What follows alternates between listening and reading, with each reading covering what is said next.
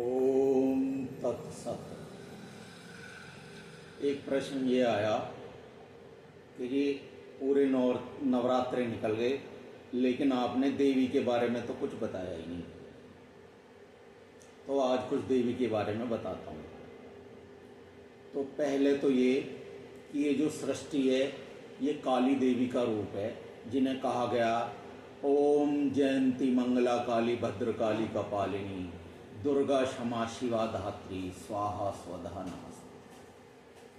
दूसरे हमारी जो कुल देवी है चामुंडा देवी है, जिन्हें कहा गया है ओम ऐं ह्रीं क्लीं चामुंडाय विच्चे, यानी हे ब्रह्म स्वरूपिणी, हे सृष्टि स्वरूपिणी, हे सृष्टि का पालन करने वाली, हे काम रूपिणी, हे चंड और मुंड रूपी काम और क्रोध का नाश करने वाली माता चामुंडा, हम सब आपकी शरण में हैं, हमारा कल्याण करें और हमें अभय का वरदान दें। ये इस मंत्र का अर्थ है हिंदी में। अब मैं उन 9 देवियों के बारे में बताता हूं। जब हमारा सनातन वर्ष शुरू होता है तो चैत्र की जो प्रथम तिथि होती है, प्रथम नवरात्रा, उस दिन से ये शुरू होता है और जो शुरू के 9 दिन हैं वो 9 की 9 देवियों को समर्पित हैं। तो इसका ये अर्थ है कि ये जो देवी है ना, इसका हमारे जीवन में कितना ही महत्वपूर्ण स्थान है। और ये जो देवी है, मंदिरों में जो ये देवी है जहाँ जिन्हें हम मंदिरों में पूजने जाते हैं, वो तो सांकेतिक है। असली जो देवी है वो हमारे घरों में रहती है। तो मैं उन्हीं देवियों के बारे में बताऊंगा जो साक्षात हमारे जीवन में है और हमारे घरों में रहती हैं। पहले इनका मंत्र बता दूंगा आपको। प्रथम शैलपुत्री च द्वितीयं ब्रह्मचारिणीं तृतीय चंद्रघंटेति कुष्मांडेति चतुर्थकम पंचम स्कंदमातेति षष्ठम कात्यायनीति च सप्तम कालरात्रि महागौरी चाष्टमम नवम सिद्धिदात्री च नवदुर्गा प्रक्रिया। ये 9 की 9 देवियां हमारे घर में है। कैसे? पहली जो देवी है वो है शैलपुत्री। शैलपुत्री मतलब कन्या। वो कन्या जो अबोध है, उसे ये भी नहीं पता कि वो उसने स्त्री के रूप में जन्म लिया। हमें तो पता है पर उसे नहीं पता। और उसकी पूजा हम क्या, हमारे घर में है वो कन्या के रूप में, तो हम उसकी पूजा क्या कर सकते हैं? एक तो उसे भैया जन्म लेने दो, भ्रूण हत्या मत करो उसकी। सन 2000 के आसपास तक की बात है। इन देवियों की पहले जांच कराई जाती थी, गर्भ में लड़की तो नहीं है, और जब पता चलता था लड़की है तो भैया उनकी भ्रूण हत्या कर दी जाती थी। उसी का ये नतीजा है कि आज 1000 लड़कों पे केवल 900 लड़कियां हैं। शहरों में शायद आपको ये बात पता नहीं चलती, आप गांव में जाके देखें, आपको ये असंतुलन पता चलेगा लड़के और लड़की का। तो भैया इसकी शैलपुत्री देवी की सबसे पहली पूजा तो ये है कि भैया इन्हें जन्म लेने दो। इसके लिए हालांकि सरकार भी बहुत कदम उठा रही है, लेकिन भैया हमें और ज्यादा जागृत होना पड़ेगा, क्योंकि अभी भी चोरी छुपे ये दुष्कर्म करा जा रहा है। तो पहली तो पूजा शैलपुत्री की ये है, भैया इन कन्याओं को जन्म लेने दो। और दूसरी क्या है भैया? दूसरी पूजा ये है भैया कि जब ये जन्म ले लें तो इनका लालन पालन भी इसी तरह करो जैसे तुम अपने लड़कों का करते हो। इनमें पक्षपात बिल्कुल भी ना करो। ये दूसरी इनकी पूजा है। जैसे लड़कों को देते हो हर चीज, इन्हें भी दो। जैसे खाने पीने के लिए लड़कों को देते हो, ऐसे खाने पीने के लिए इन्हें दो। जैसे स्वास्थ्य सेवाएं लड़कों को देते हो, वही स्वास्थ्य सेवाएं इन लड़कियों को दो। जो शिक्षा दीक्षा तुम लड़कों को दिलवाते हो, वही शिक्षा दीक्षाएं तुम इन लड़कियों को भी दिलवाओ। ये भैया इस शैलपुत्री की पूजा है। और इस पूजा में जो कोई भी सहयोग करता है, माता पिता तो करते ही हैं भैया, ताऊ चाचा हैं, चाची ताई हैं, बुआ नानी मामी, जो कुछ भी हैं, जो भी इन्हें सहयोग करता, अड़ोसी पड़ोसी भी अगर सहयोग करता है इन कामों में, तो भैया उन सबको शैलपुत्री देवी का आशीर्वाद वरदान प्राप्त होता है। ठीक है, तो ये भैया ये मत समझो कि तुमने नवरात्रों में 9 कन्याओं को बुलाकर उन्हें भोजन करा दिया और फिर तुमने उन्हें कुछ दक्षिणा दे दी या तुमने उन्हें थोड़ा बहुत गिफ्ट दे दिया तो तुमने देवी पर कितना बड़ा एहसान कर दिया। भैया ये कुछ नहीं है। ये केवल या मंदिर में जाकर तुमने प्रसाद चढ़ा दिया, ये सब सांकेतिक पूजा है। सांकेतिक पूजाओं से तुम्हारा काम नहीं चलेगा। असली पूजा ये है जो मैंने आपको बताई है, ये शैलपुत्री देवी की पूजा है। अब भैया दूसरी जो देवी है वो भी हमारे घर में ही रहती है। यही देवी जब बड़ी हो जाती है तो यही देवी ब्रह्मचारिणी देवी का रूप धारण कर लेती है। तो जब तब उसे पहली बार ये पता चलता है भैया, जब ये बड़ी हो जाती है कि मैं भैया स्त्री रूप में मैंने जन्म लिया है। अब तक तो वो कन्या थी, अब उसे पता चला कि वो उसने स्त्री रूप में जन्म लिया और स्त्री सुलभ उसकी बहुत सी इच्छाएं होती हैं, बहुत सी अभिलाषाएं होती हैं, बहुत सी कल्पनाएं होती हैं और बहुत सी वासनाएं भी होती हैं। लेकिन ये जो ब्रह्मचारिणी देवी है अपनी इच्छाओं पे, अपनी अभिलाषाओं पे, अपनी कल्पनाओं पे और अपनी वासनाओं पे बहुत ही कठोर नियंत्रण करती है। और वो जो कठोर नियंत्रण है उसी को ब्रह्मचर्य कहा जाता है। इसलिए इस देवी को ब्रह्मचर्य आश्रम ब्रह्मचारिणी देवी कहा जाता है, क्योंकि ये ब्रह्मचर्य आश्रम में स्थित होती है इतने समय तक। तो लगभग 10 से 20 वर्ष की आयु तक, लगभग मैं बता रहा हूं, ये ब्रह्मचारिणी देवी का ये समय होता है। इसकी भी पूजा क्या है भैया? इसकी पूजा भी यही है कि भैया तुम लोग इसे उचित वातावरण दो, उचित शिक्षा का ख्याल रखो, उचित स्वास्थ्य सेवाएं दो और सबसे बड़ी बात यह भैया सुरक्षा पे बहुत ध्यान दो।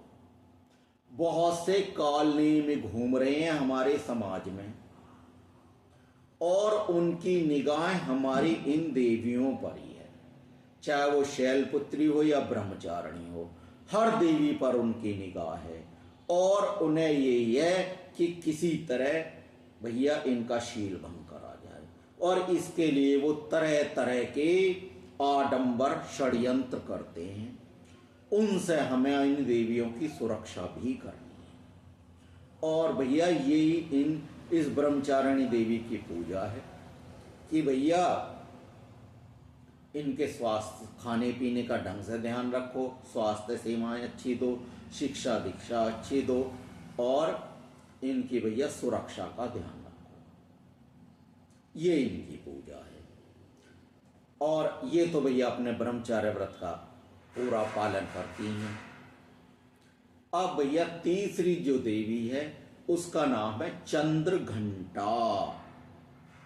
तो अब भैया ये जो चंद्र घंटा देवी है, जब ब्रह्मचारिणी देवी अपने ऊपर पूरा कठोर ब्रह्मचर्य व्रत का पालन करती है, तो प्रकृति इसे कुछ उपहार देती है। और वो उपहार क्या देती है भैया? कि एक तो इसका जो चेहरा है उसमें चंद्रमा के समान तेज आ जाता है, और इसकी जो आवाज है वो घंटिका के समान मधुर हो जाती है। तो इस देवी का नाम चंद्र घंटा रखा है। ठीक है।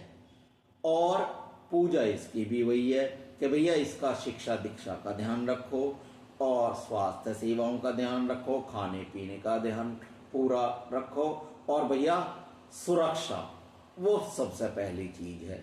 क्योंकि मैं हर बार ये बता रहा हूं कि काल नेमी घूम रहे हैं भैया, रोज नए षड्यंत्र रच रहे हैं देवियों का शील भंग करने के लिए, इनकी मान मर्यादाओं को कुचलने के लिए। तो इनका सुरक्षा का बहुत ध्यान रखना है। और ये जो पूजाएं मैं बता रहा हूं, जो भी इनमें सहयोग करेगा, चाहे वो इनके माता पिता हैं, चाहे संबंधी हैं, भाई बहन हैं, रिश्तेदार हैं, अड़ोसी पड़ोसी भी हैं, तो भी भैया उन्हें इस देवी का आशीर्वाद और वरदान प्राप्त होगा। अब भैया जो और इसके लिए एक और बात करी जाती है, इसकी एक और सेवा करी जाती है, इसकी एक और पूजा करी जाती है। चंद्रघंटा देवी के लिए उचित वर की तलाश की जाती है। ठीक है। वो भी इसकी पूजा का ही अंश है। ठीक है भैया। ये देवियां मैं वो बता रहा हूं जो हमारे घरों में है, जिनकी हम साक्षात पूजा कर सकते हैं। इनके लिए हमें मंदिर में भागने की जरूरत नहीं है। तो अब चौथी जो देवी है वो है कुष्मांडा देवी। एक बार क्या हुआ, उस परम ब्रह्म ने इस देवी को उत्पन्न करा, और इस देवी को उत्पन्न करने के बाद इसे आदेश दिया कि वे इस बार सृष्टि जो उत्पन्न करेंगे आप करेंगे, ये आपकी जिम्मेदारी है। तो सृष्टि उत्पन्न करने की जो जिम्मेदारी वो इस देवी को दी। तो देवी ने देखा केवल जल ही जल है और कहीं कुछ नहीं है। तो इस देवी ने देखा एक कुष्मांड बहता हुआ इनकी तरफ आ रहा है, जल में बह रहा। कुष्मांड किसे कहते हैं भैया? पेठा। पेठे की मिठाई जिसकी बनती है उस पेठे को कुष्मांड कहते हैं। तो इस देवी ने उस कुष्मांड को ही उठा लिया अपने हाथ में, और उठा के अपनी उंगली पर घुमा दिया ऐसे ही, और भैया उसी से सृष्टि की रचना कर दी। तो इस देवी का नाम पड़ गया कुष्मांडा देवी। यानी कितनी साधारण चीज से, और इस देवी ने पूरी सृष्टि की रचना कर दी। तो अब हमारे घरों में भी ये कुष्मांडा देवी है, जो बहुत ही साधारण चीजों से अपनी घर गृहस्थी रूपी सृष्टि की रचना कर देती। कैसे भैया? जब इस देवी का विवाह किया जाता है, ठीक है भैया, तो क्या होता है कि इसका जो पिता है या इसके जो संबंधी हैं वो सब कन्यादान के रूप में इसे कुछ उपहार देते हैं, है ना। अब तो लोग पैसे वाले हो गए, बहुत कुछ देने लगे, लेकिन हमने तो वो भी देखा है समय कि भैया चूल्हे चौके का सामान दिया जाता था लड़की को, कुछ वस्त्र थोड़े बहुत आभूषण दिए जाते थे, इतना पैसा लोगों के पास नहीं था। और कन्यादान के रूप में ये लड़की का पिता और उसके संबंधी करते थे, और दूसरी तरफ लड़के का पिता भी और उसका जो समाज होता था, वर पक्ष का समाज, वो भी देता था भैया। वो क्या देता था? जो वर के पिता की जिम्मेदारी होती थी कि भैया वो अपने लड़के को कुछ रोजगार करा कर देता था, या तो जमीन देता था, दुकान करा के देता था, कोई व्यापार करा के देता था, और भैया मकान देता था उन्हें रहने के लिए। तो दोनों तरफ के जो समाज है वो सहयोग करते थे। हमने तो ये देखा कि कन्यादान के रूप में लोग 1-1 रुपया भी देते थे हमारी आंखों के सामने, और मुंह दिखाई के रूप में भी, बहू की बहू आई नहीं बहू आई है भैया मुंह देखने जाएंगे, सब जाती थी और गांव की औरतें 1-1 रुपया तक देते। और उन साधारण चीजों से ही और वो अपनी घर गृहस्थी शुरू करते थे। और उसके बाद भी समय समय पे जैसे कोई त्योहार आते थे तो कन्या पक्ष का जो था पिता, उसका भाई, उसे थोड़ा थोड़ा सामान भिजवाते थे, उसका ध्यान रखते थे, कपड़े लत्ते भिजवाते थे। भैया हमारी लड़की है, नया उसका घर परिवार शुरू हुआ है, घर गृहस्थी नई शुरू हुई है, तो उसे किसी तरह की कमी ना रह जाए। ऐसे ही भैया लड़के का पिता भी बार बार आके देखता था, भैया ठीक व्यापार चल रहा मेरे लड़के का, फसल ठीक हुई है नहीं हुई, उसका सहयोग करना, क्या करना। तो दोनों समाज सहयोग करते हैं भैया, और सामाजिक सहयोग से उनकी घर गृहस्थी चल जाती। और भैया ऐसा समाज था उस समय, हमने खुद देखा, हमारे साथ खुद हुआ कि शादी से पहले ना तो लड़का लड़की को देखता था, ना लड़की लड़के को देखती थी, बस माता पिता ही रिश्ता तय कर देते थे। और एक बार रिश्ता तय होने के बाद शादी हो गई, भैया जीवन भर एक दूसरे को निभाते थे। सुख दुख तो आनी जानी चीज है, जब जीवन है तो सुख भी आता है, दुख भी आता है, लेकिन एक दूसरे का साथ नहीं छोड़ते थे, एक दूसरे से हर सुख दुख में बिल्कुल साथ रहते थे, और जीवन भर साथ निभाते थे। और दुख इस बात का है कि आजकल के लड़के लड़कियां शादी से पहले भी साथ रह जाते हैं, यारी दोस्ती कई साल चलती है, लव मैरिज भी करते हैं, अरेंज मैरिज भी करते हैं, लेकिन भैया शादी के बाद साल 6 महीने में इतनी ज्यादा खटपट हो जाती है कि भैया एक दूसरे के साथ नहीं रहना चाहते, छोड़ देते हैं एक दूसरे को। तो इसका मतलब क्या है कि भैया आप लोग अभी तक शादी करने के लिए मानसिक रूप से तैयार नहीं थे, ना ही आप मानसिक रूप से जिम्मेदारी उठाने लायक थे। तो भैया हालांकि मेरी बात किसी को बुरी लग सकती है, फिर भी भैया मैं कहूँगा, कड़वी बात है थोड़ी सी, कि भैया जब आप विवाह की जिम्मेदारी उठाने लायक हो जाएं, जब आपको ये लगे, चाहे आप लड़का हैं या लड़की हैं, कि हम विवाह की जिम्मेदारी उठा सकते हैं, 100 बार सोचें तब विवाह करें। और जब विवाह कर लिया तो आप ये ना समझें कि आपको इस लड़के के साथ दुख मिल रहा है या इस लड़की के साथ दुख मिल रहा है। भैया सुख दुख तो आने जाने चीज हैं, सुख दुख तो भगवान राम और सीता ने भी उठाए हैं, सुख दुख तो भगवान कृष्ण ने भी उठाए हैं, सुख दुख तो पांडव और द्रौपदी ने भी उठाए हैं। द्रौपदी के 5 पांडव कितने शक्तिशाली थे, फिर भी द्रौपदी ने और पांडवों ने दुख उठाए हैं।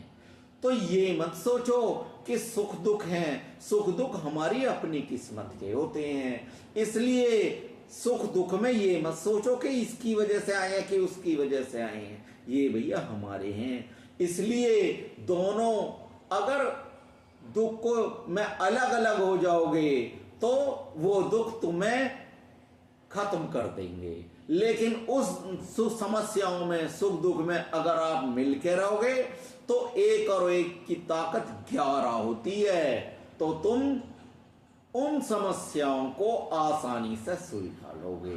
तो समस्याओं को से डरकर भागो मत, समस्याओं से संघर्ष करो, समस्याएं तुम्हारे सामने भाग जाएंगी, और अगर तुम भाग गए तो फिर समस्याएं कभी भी तुमसे सुलझाई नहीं जाएंगी। मैदान छोड़कर भागो मत, समस्याओं से संघर्ष करो, दोनों मिलकर एक और 11 बन के प्रेम से रहो पति पत्नी।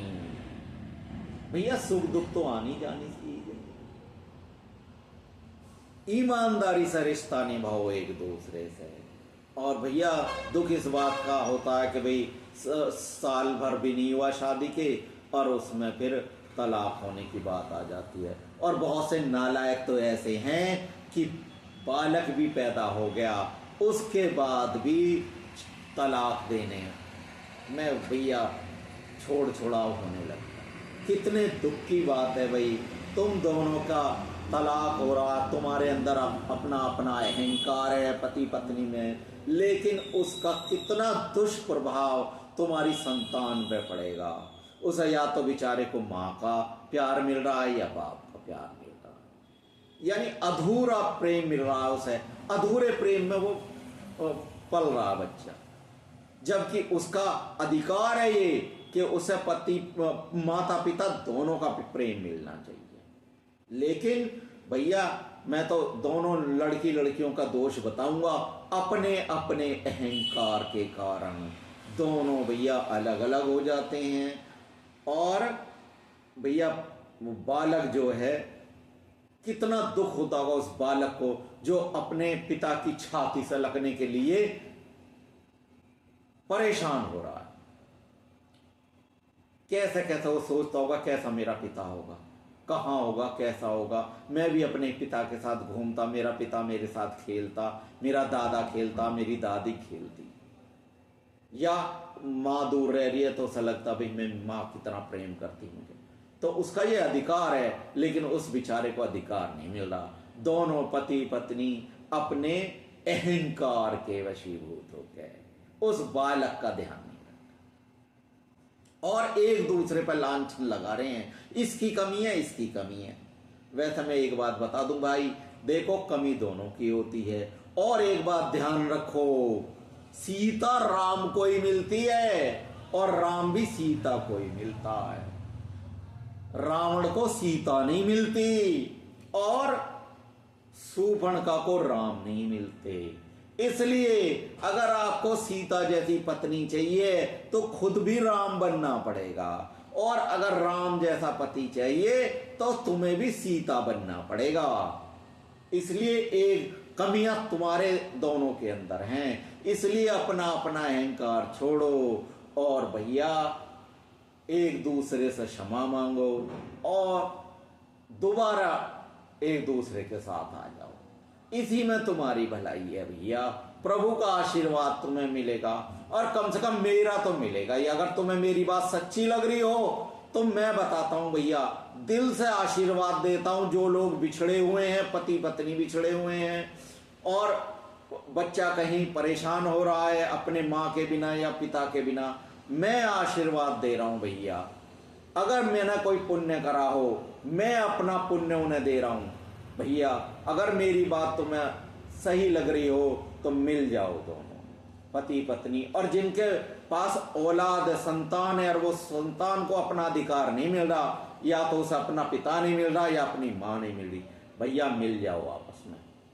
उस कम से कम बच्चे का ध्यान रखो। मैं दे रहा हूं, अगर मैंने कोई जीवन में पुण्य करा हो, मैं अपना पुण्य तुम्हें समर्पित कर रहा हूं भैया।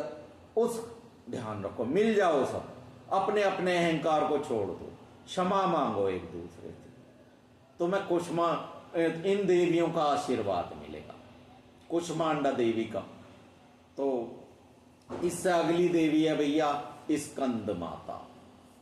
स्कंद माता भैया वैसे तो कार्तिकेय जी की माता है, लेकिन तुम्हारे घर में भी स्कंद माता बैठी हुई है। एक लड़की कि ध्यान दो, कितना बड़ा त्याग उस लड़की का है कि तुम्हारा परिवार चलाने के लिए अपना परिवार छोड़ के आई है। वो अपने माता पिता को छोड़ के आई है, अपने भाई बहन को छोड़ कर आई है, अपने सगे संबंधियों को छोड़ के आई है। किस लिए? तुम्हारी वंश वृद्धि करे, तुम्हारी संतानों को जन्म दे सके, तुम्हारे वंश को आगे बढ़ा सके। और सिर्फ इतना ही त्याग नहीं है उसका, तुम्हारे घर में आके वो स्त्री क्या करती है, तुम्हारे बच्चों को पैदा करती है, उनकी गंदगी साफ करती है, उन्हें पालती है, पोसती है, उन्हें अपने संस्कार देती है। और क्या करती है, तुम्हारे घर में नौकरानी की तरह काम करती है। अगर उसकी जगह तुम इतनी नौकरानी रख लो ना, खाना बनाने वाली अलग, कपड़ा धोने वाली अलग, झाड़ू पोंछा करने वाली अलग, और दुनिया भर के काम करने वाली अलग, ठीक है, तो जितनी तुम कमाई करते हो ना, इतने में इतनी नौकरानियों को तनख्वाह भी नहीं दे सकते। और तुम वो स्कंद माता तुम्हारे घर में निवास करती है, तो वो स्कंद माता तुम्हारे घर में निवास करती है, तुम्हें उसका ध्यान रखना चाहिए। और उसके साथ क्या व्यवहार करा जाता है भाइयों, मैंने खुद अपनी आंखों से देखा है कि शाम को उसका पति शराब पी के आता है, नशा करके आता है, और आके उसे बिना बात पिटाई करता है, उसे उसकी आवश्यकताएं पूरी करने की बजाय उसकी पिटाई करता है। और देखा है मैंने ऐसे नालायक देखे हैं कि जुआ खेलते हैं, हार जाते हैं, और घर में आकर अपनी पत्नी की पिटाई कर, पता क्या कहते हैं, क्या तेरी किस्मत ठीक नहीं थी इसलिए मैं जुआ हार गया। देखा, जुआ खुद खेला, हारा खुद, कुकर्म खुद कर रहा है, ठीक है, लेकिन आके अपनी पत्नी की पिटाई कर रहा है कि तेरी किस्मत ठीक नहीं है इसलिए मैं जुआ हारा हूं। कितना अत्याचार किया जाता है उस स्कंद माता के ऊपर, जो उस स्कंद माता के ऊपर इतना अत्याचार किया जाता है, जो तुम्हारी वंश वृद्धि करने के लिए अपना परिवार छोड़ता है। अरे उसे कुछ ज्यादा नहीं चाहिए, उसकी आवश्यकताएं पूरी कर दो, और इसके अलावा उसे सम्मान ही तो मांग रही है वो। जो शराब पी के तुम आते हो, नशा करके आते हो, 100 200 500 400 रुपए खर्च करते होगे, उसमें 100 रुपए के अपने बच्चों के लिए, उसके लिए फल लेके आओ, सारा परिवार बैठ के खाओ 100 रुपए के फल, कितनी खुशी होगी तुम्हारे बच्चों को और उस तुम्हारी पत्नी को, और तुम्हें कितनी खुशी होगी इस बात से। लेकिन तुम, बस क्या कहूं मैं, इसलिए भैया मैं तो निवेदन ही कर सकता हूं कि जो लोग अपनी घर में बैठी हुई स्कंद माता देवी पर अत्याचार कर रहे हो, भैया मेरा निवेदन मानो और आगे से ये काम करें। स्कंद माता के बाद है भैया छठी कात्यायनी देवी। कात्यायनी देवी भैया भक्तों की देवी है, संतों की देवी है, सन्यासियों की देवी है। ऋषि कात्यायन ने तपस्या करके उन्हें अपने यहाँ जन्म लेने के लिए कहा था, तो वो कात्यायनी देवी है भैया, और वो हमारे घर में भी है भैया। हमारी यही जो घर में हमारी बहू बन के आई है, हमारी पुत्र वधू बन के आई है, जो भी है हमारी पत्नी बन के आई है, चाहे वो हमारे बच्चों को संस्कार देती है, ठीक है, जो भी वही कह दिखाती है। जब बच्चा बड़ा हो जाता है, भाई ये तेरा पापा है, ये तेरा दादा, ये ताऊ है, चाचा, ये दादी है, चाची है, ताई है, सारे जो संबंधी होते हैं सबके बारे में वही बताए, वही उसे सिखाती है। सबके भैया हाथ जोड़कर सुबह उठते प्रणाम करो, सबके चरण छू, ये सारे उसे वही देती है, सारे संस्कार। तो ये कात्यायनी देवी है। सप्तम कालरात्रि देवी है भैया, ये 7वीं देवी है कालरात्रि। ये भैया एक तो घर की साफ सफाई रख के इस बात का ध्यान रखती है कि घर के अंदर जो भी लोग हैं, व्यक्ति रहते हैं, चाहे उसके बच्चे हैं, चाहे पति है, चाहे सास ससुर हैं, भैया एक तो इतनी साफ सफाई होनी चाहिए कि भैया उनके स्वास्थ्य बना रहे, उनके अपने हाथों से उनके लिए भैया भोजन बनाती है। और ये विचार उसके होते हैं वो भोजन बनाते हुए कि भैया इसे मेरे बच्चे खाएंगे, मेरा पति खाएगा, मेरे सास ससुर खाएंगे, मेरे देवर जेठ खाएंगे, तो सब उसे खा के स्वस्थ रहें। तो उसमें सब चीज बड़े संतुलित रूप से वो डालती है। तो ये है भैया। और क्या करती है वो कि सुरक्षा भी करती है हमारी। कहीं पता चल गया भैया बच्चे का किसी झगड़ा होता है, तुरंत जाती है स्कूल में, भैया झगड़ा ना हो किसी का। कहीं पति से भी झगड़ा हो जाती है, भाग के खुद आगे अड़ जाती है, भैया गलती हो गई इससे। यानी कितनी जिम्मेदार है वो। तो ये देवी कालरात्रि है जो हमारी हर तरह से रक्षा करती है। और भैया 8वीं है महागौरी। अब महागौरी जो है वो है जो थोड़ी सी बड़ी 40-50 की एज में आ गई है और वो उसके बच्चे बड़े हो गए हैं। ठीक है, ये भी हमारे घर में बच्चे उसके बड़े हो गए हैं, तो वो अब बच्चों का खूब ध्यान रखती है। स्कूल जा रहे हैं, पढ़ाई ठीक से कर रहे हैं, नहीं करते हैं, पढ़ाई इनकी कैसी चल रही है। और जो पढ़ी लिखी होती हैं ना स्त्रियां, खुद ध्यान रखती हैं अपने बच्चों की पढ़ाई का। क्या होमवर्क मिला है तुम्हें, परीक्षा आ रही है, तो खुद जागती हैं रात में अपने बच्चों के साथ। बच्चों की परीक्षा होती है, उससे ज्यादा मैंने देखी है भैया। मेरी पुत्र वधू हैं, मेरे भांजे की पत्नियां हैं, कितनी मेहनत करती हैं अपने बच्चों के साथ। रात रात भर वो बच्चे पढ़ते हैं उनके साथ जागती हैं। तो ये अष्टम है, ये महागौरियां इतना ध्यान रखती हैं उनका, पूरे परिवार का इस तरह ध्यान रखती हैं। कोई भैया बीमार है, मैं अपने परिवार में खुद बीमार हूँ, मेरी माँ बीमार है, भैया मेरी पुत्र वधुएं बहुत ध्यान, बड़ी सेवा करती हैं। तो ये क्या है, अष्टम महागौरी, ये महागौरी है जो इस तरह ध्यान रखती है। हमारे घरों में है ये भैया। ठीक है, तो हमें भी इनका ध्यान रखना चाहिए। जब ये हमारा ध्यान रखती हैं तो इनका ध्यान कौन रखेगा भैया। इनकी आवश्यकताएं पूरी होनी चाहिए, इन्हें पूरा सम्मान मिलना चाहिए। यही तो ये चाहती हैं, इन्हें कोई हीरे जवाहरात मोती सोने चांदी ना चाहिए, केवल इनकी आवश्यकताएं पूरी हों और इन्हें सम्मान मिलता रहना चाहिए। ये इनकी पूजा है, बस यही तो करना है। समझाया करे ना तो थोड़ी देर। अब भैया 9वीं है सिद्धिदात्री। बालक तो सो गए, सिद्धिदात्री देवी रोटी खाई ना कुछ। जो हमारे यहाँ हमारे परिवारों में जो अब दादी अम्मा बन गई हैं, ठीक है ना, बच्चों के ब्याह हो गए, बहुएं आ गई, उनकी पोते पोती हो गए। तो भैया जब पोते पोती हो गए तो अब ऐसा लगता है सबको कि भाई इनकी जिम्मेदारी खत्म हो गई है। लेकिन सही बात बता दूं भैया, उनकी जिम्मेदारी और बढ़ जाती है। पूरे परिवार के एक एक व्यक्ति पर वो नजर रखती हैं, चाहे वो बड़ा हो, चाहे छोटा हो, चाहे अबोध हो। उन्हें चाहे वो करने लायक नहीं है, लेकिन फिर भी उन्हें ध्यान है। क्या ध्यान है, जो बड़े बुजुर्ग घर के, उन्हें समय पर भोजन मिल रहा है, समय पर स्वास्थ्य सुविधाएं मिल रही हैं और उनकी कुछ ज़रूरतें वो समय पर पूरी हो रही हैं। जो भैया जवान लोग हैं वो ठीक से कमा खा रहे हैं, कहीं उनके बच्चे जो जवान हैं कहीं ऐबों में तो नहीं पड़ रहे, कहीं किसी को ऐसा शौक तो नहीं लग गया नशे का, कहीं जुए खेलने का शौक तो नहीं लग गया। ध्यान रखती हैं, अपनी बहुओं का भी ध्यान रखती हैं, उन्हें ठीक पे सब कुछ मिल रहा समय पे। और अगर मान लिया कहीं किसी की गलती देखती हैं उन्हें डांटती भी हैं। पोते पोतियों का ध्यान रखती हैं, बहुएं काम कर रही हैं तो पोते पोतियों को खाना खिला देती हैं, दूध पिला देती हैं। तो ये सिद्धिदात्री देवी हैं भैया, हमारे घर में ही हैं। तो जितनी 9 की 9 देवियां हैं भैया, मेरे अंदर जितना ज्ञान प्रभु ने दिया है, उस माता भगवती ने, उस भगवान भोलेनाथ ने, उन देवियों की व्याख्या मैंने करी है।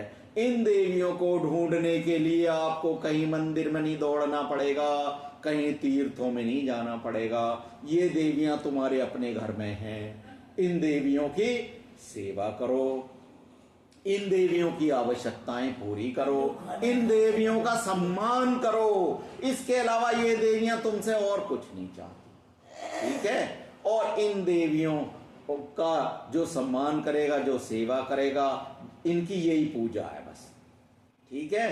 तो इन देवियों का आशीर्वाद आपको, आपके परिवार को, सबको मिलता रहेगा, ठीक है। और इन्हीं का ये आशीर्वाद है, पूरे जीवन भर आपके काम करेगा और जीवन के बाद भी काम करेगा। इनका ये इन देवियों का ये 9 की 9 देवियां मैंने आपको बताई हैं। अब भैया एक छोटा सा मेरे दिमाग में एक बात आई है, क्योंकि आजकल काल नेमी बहुत घूम रहे हैं और भैया हमारी बच्चियां इतनी सुरक्षित नहीं हैं, रोज बहुत से कांड हो रहे हैं। तो मेरी ये प्रार्थना है अपने मुख्यमंत्री से भी और प्रधानमंत्री से भी कि भैया इन और आपके द्वारा आप पहुंचाएं। मेरी तो ये कहाँ पहुंच रही होगी, छोटी सी वीडियो है और मैं इतना कोई पॉपुलर व्यक्ति भी नहीं हूँ, लेकिन आप लोग पहुंचा सकते हैं मेरी भावनाओं को वहाँ तक। तो भैया ये पहुंचानी है कि भैया इन मेरी बच्चियों के लिए, हमारी बच्चियों के लिए एक ऐसा कानून बना दो कि जैसे ये अपने मेकअप बॉक्स में अपने मेकअप का सामान रखती हैं ना, एक इन्हें इतनी अनुमति दे दी जाए छोटा सा हथियार रख सकें, ताकि अगर कोई अकेली दुकेली लड़की कहीं निकल रही है तो इतना आत्मविश्वास इनके अंदर होना चाहिए कि भैया डर ना लगे इन्हें। और वो जो कालने में घूम रहे हैं उनका आत्मविश्वास थोड़ा सा कम हो जाना चाहिए इस बात से। ये भैया मैं कोई बहुत ज़्यादा पढ़ा लिखा या बहुत ज़्यादा बुद्धिमान या ज्ञानवान व्यक्ति नहीं हूँ, मेरे दिमाग में एक ये बात आई है तो मैंने आपको बता दी है। इसी के साथ एक छोटी सी मैं जय जय गिरिवर राज किशोरी, जय महेश मुख चंद्र चकोरी, जय गजवदन षणानन माता, जगत जननी दामिनी दुति गाता, नहीं तब आदि मध्य अवसाना, अमित प्रभाव वेद नहीं जाना, भव भव भव पराभव कारण, विश्व विमोहिनी स्वस विहारी, सेवत तोई सुलभ फल चारी, वरदायिनी पुरारी प्यारी, देवी पूज पद कमल तुम्हारे, सुर नर मुनि सब होई सुखारे, देवी पूज पद कमल तुम्हारे, सुर नर मुनि सब होई सुखारे, देवी पूज पद कमल तुम्हारे, सुर नर मुनि सब होई सुखारे। ओम ऐं ह्रीं क्लीं चामुंडाय विच्चे। भैया सभी रोटी खा ले। शुद्ध बनो, पवित्र बनो, शाकाहारी बनो, सनातन से जुड़ो और मजबूत हो जाओ। बहुत बहुत धन्यवाद। अब रोटी खा ले बेटा।